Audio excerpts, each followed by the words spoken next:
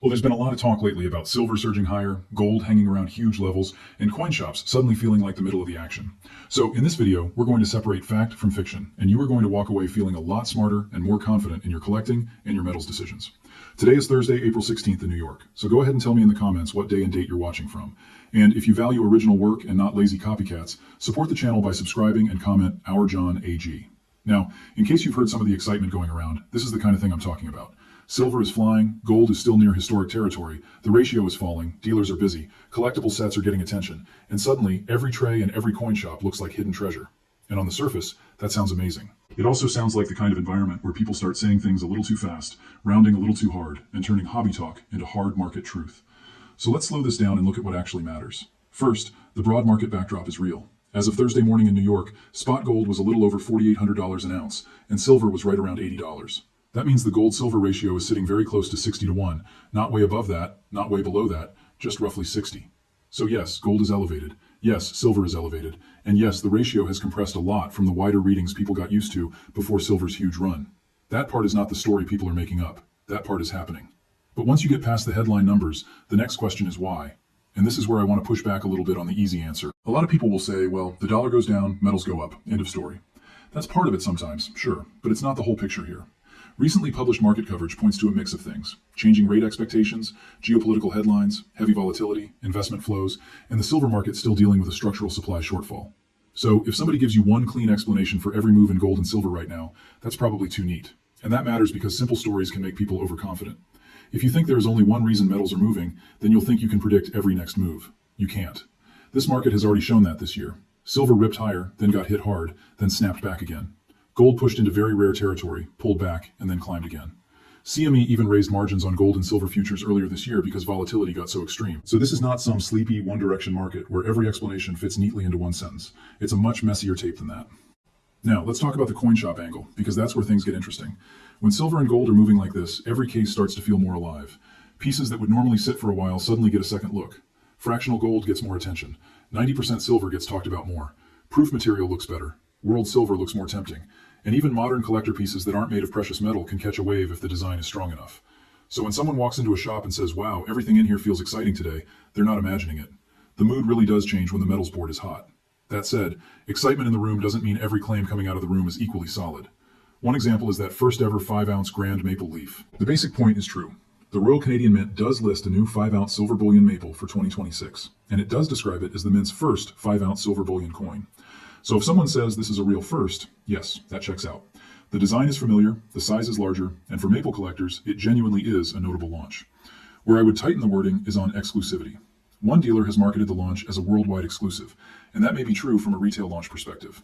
But the Mint also has its own official product page, so I would not present that in a sloppy way, like there is only one place on earth where this coin exists, and that is the end of the conversation.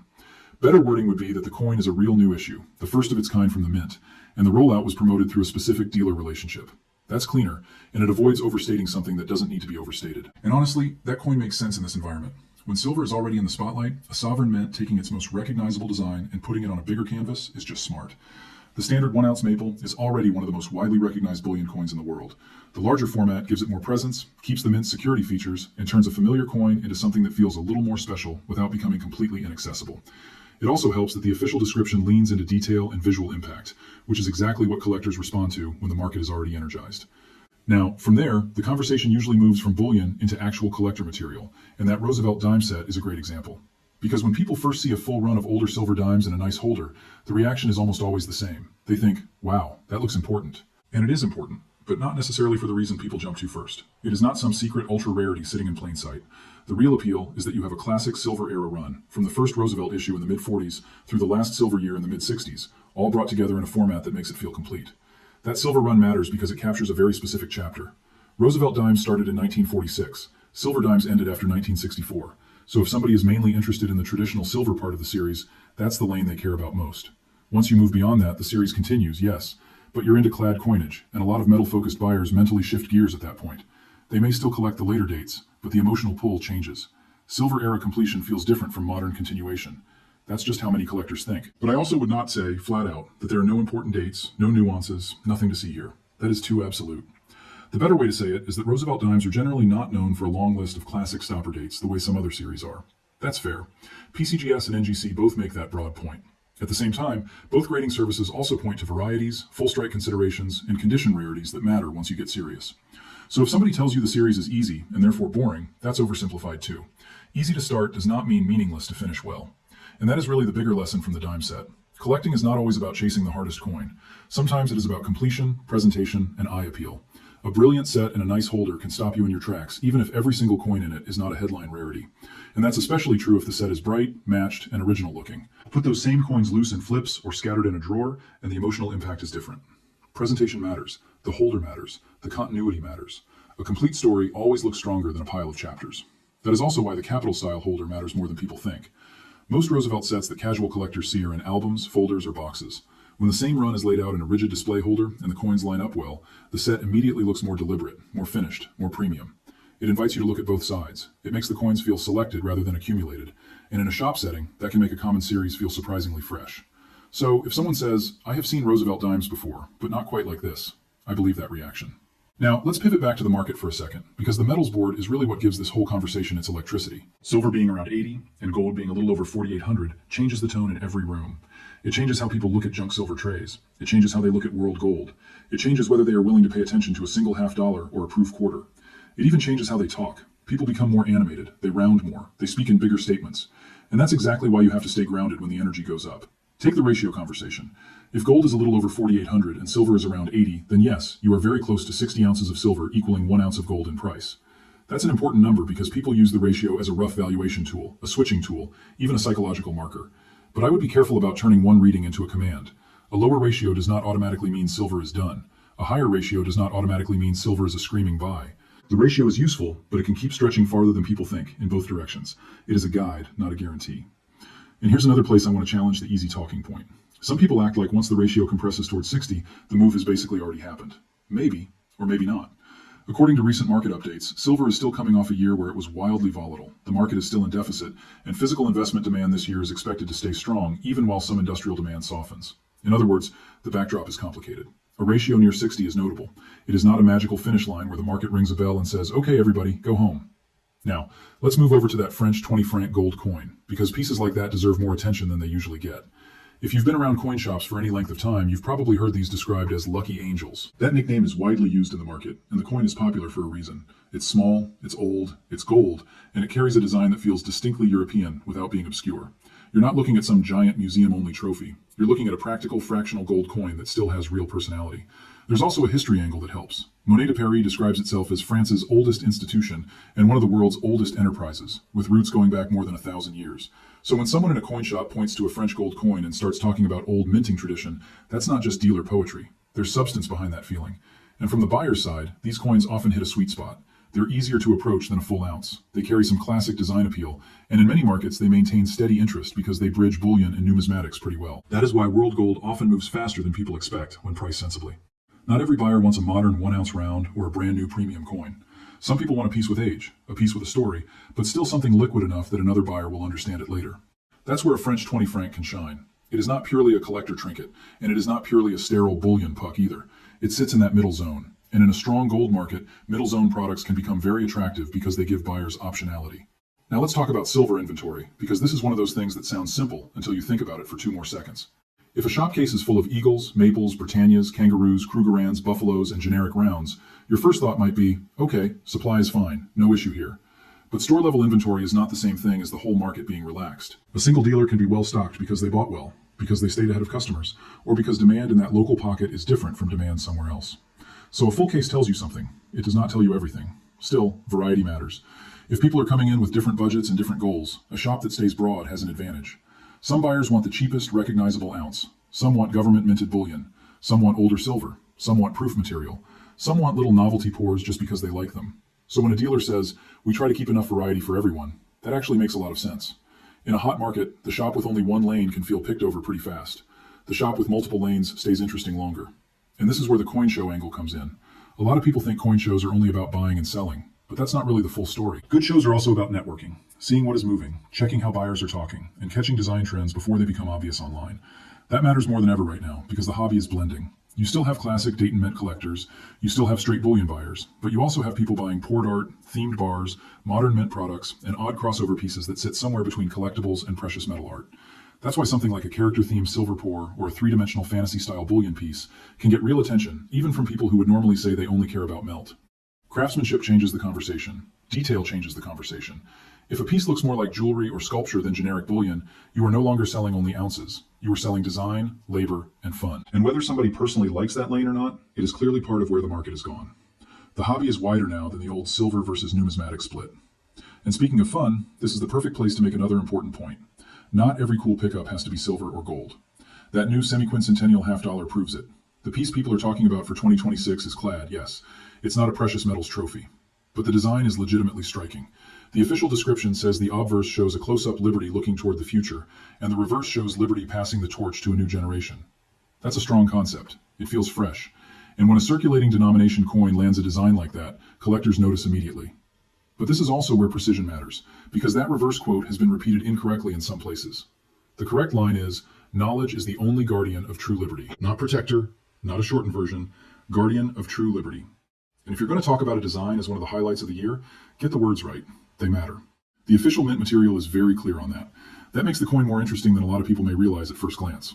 Because once collectors understand that it is a single-year design tied directly to the nation's 250th anniversary, the piece stops being just another $half. It becomes a type coin for a very specific moment. And even if you are not a $half person, that kind of temporary design change can pull you in. We have seen this before. Sometimes the most memorable issues are not the ones with the most metal. They are the ones that capture a year, a theme, or a design turn that will not be repeated. Now, if you are hoping for a silver version of that design, that is a reasonable hope. And there is real support for that idea, because the Mint has already listed the 2026 Silver Proof set for release in June, and that set will include the anniversary coins in silver, where applicable. So, yes, there is a path for people who love the design, but want the silver format. The only thing I would say is do not assume every modern Mint product is automatically a bargain. The Mint's own pricing on silver offerings has risen sharply, so modern proof silver can be beautiful while still requiring some price discipline from the buyer. This brings us right into one of the best practical parts of the whole conversation, broken out proof coins. Because if a dealer gets damaged sets, incomplete sets, or mint packaging that no longer presents well, splitting those coins into singles can make a lot of sense. It creates album fillers. It gives casual buyers an entry point. It frees the coins from packaging that may no longer add much value. And it lets the shop turn something awkward into something useful. For collectors, that can be great, because instead of paying for the whole government package, they can buy exactly the coin they need. And the timeline here is important. The modern US silver proof set has been a regular mint product since the early 1990s. For a long stretch, the silver dime, quarter, and half in those sets were struck in the old 90% standard, basically echoing the composition people associate with pre-65 coinage. Then, starting in 2019, the Mint shifted the silver proof set to 999 fine silver. So if you are digging through mixed modern proof singles, there really are two eras to keep in your head, the older 90% era and the newer, higher purity era. That is where some hidden value can creep in if a tray is not heavily sorted. If a dealer prices all modern proof silver by a simple house rule, without separating every single piece by year and composition, then a patient buyer can sometimes do better by knowing exactly what to look for. I'm not saying every tray is full of underpriced 999 silver. Most are not, but the logic is sound. Knowledge matters. If you know when the switch happened, you can search more intelligently. That's not hype, that's just paying attention. Now, let's talk about the metal math, because this is one of those areas where people get sloppy. When buyers talk about 90% silver, they often use the average circulated rule of thumb. In simple terms, $1 of face value in worn 90% US silver is commonly treated as containing a little over 7/10 of an ounce of silver. That is the practical trading number a lot of dealers use. But his minted silver content is a touch higher than that. So when you are looking at proof coins or unworn pieces, the nowhere factor actually does matter, at least in principle. Does that mean every proof coin deserves a giant premium over ordinary 90% silver? No, not necessarily. And this is where you need common sense. If a dealer is letting proof quarters and proof halves go for the same basic money as ordinary 90%, that can be a nice pickup. You're getting strong eye appeal, no circulation wear, and straightforward silver exposure. But in a tight, practical sense, you are still talking about small differences per coin, not a life-changing arbitrage. Nice edge, yes. Magic trick? No. Keep it in proportion. The barter argument also needs that same balance. I can understand why someone would say an unworn proof half or proof quarter should be perfectly acceptable in a real-world silver transaction. It's still US coinage, still recognizable, still silver. Fine. But I would not overstate that either. In a true stress situation, recognizability and trust matter more than mirror surfaces. A Franklin half, a Walking Liberty half, or a common Washington quarter may actually be easier for another person to accept on sight, simply because those are the forms people already associate with constitutional silver. So, proof coins are interesting. They are not magical barter supercoins. Now, world silver is where this conversation gets even more interesting, because it offers both opportunity and a trap. The opportunity is purity surprises. Old world trays can contain coins that are 80%, 90%, or even sterling, meaning a little over 92% silver. Early Canadian material is a classic example.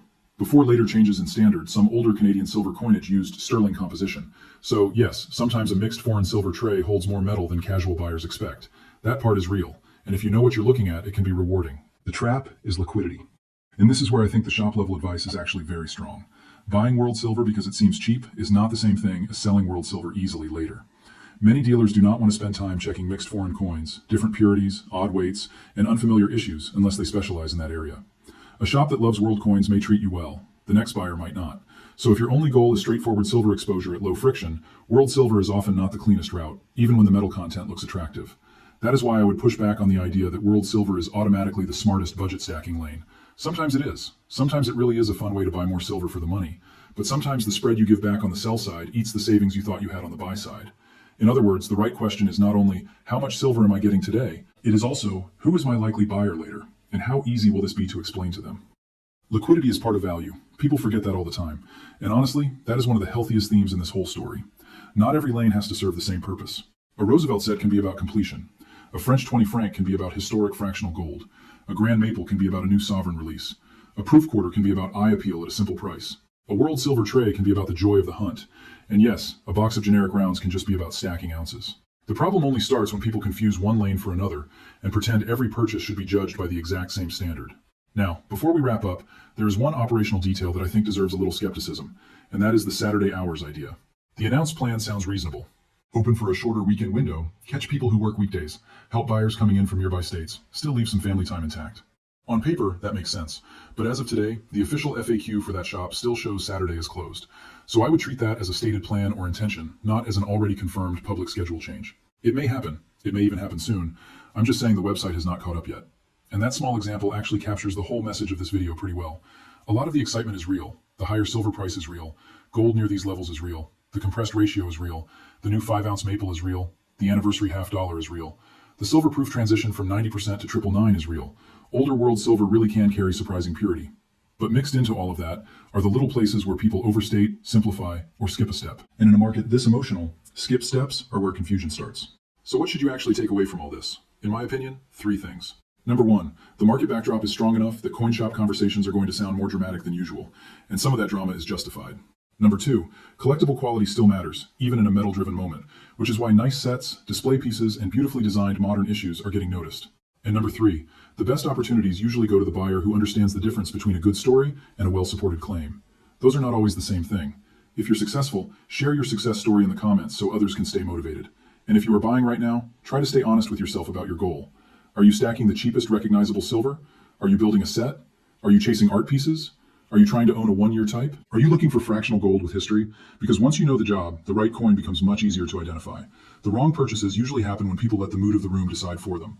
That's when they overpay for something they don't actually understand, or pass on something that really did fit their plan. There's another subtle thing happening here too, and I think it explains why dealers sound both excited and cautious at the same time. When metals move this far, there are really 2 markets operating together. One is the screen price, the number flashing on the board. The other is the human market, meaning how buyers emotionally respond to that number. Some buyers rush in because they think they are late and need anything right now. Other buyers freeze because they feel foolish paying more than they did a few months ago. Dealers are standing in the middle of that, trying to stock the right material for both groups. That is why you can see strong traffic in one case and hesitation in another case inside the very same shop. Think of it like a bookstore after a movie announcement. The title everybody knows sells first because people recognize it instantly. Then readers start digging into the author's other work. The coin shop works the same way in a hot metals market. First, the obvious products get attention. Major bullion coins, common fractional gold, constitutional silver. Then people branch out into proof singles, world silver, modern commemoratives, and artistic pours. So if you walk into a busy store and see buyers clustered around very different products, that's not random. It's the normal progression of attention spreading outward from the headline move. And this is why the phrase "at spot" can be a little misleading if you don't think it through. Sure, everybody loves hearing that a gold coin is available at spot, or that 90% silver is sitting under melt. But the right question is not only compared with what, it is also in what form, in what quantity, and with what trade-off. A spot-priced old world gold coin might be a fantastic deal if you understand the coin and like the format. A tray of proof quarters priced like ordinary silver might be a great cherry pick for a patient collector. Price matters, but context tells you whether a price is actually useful to you. There is also a timing issue with modern mint products that newer buyers sometimes miss.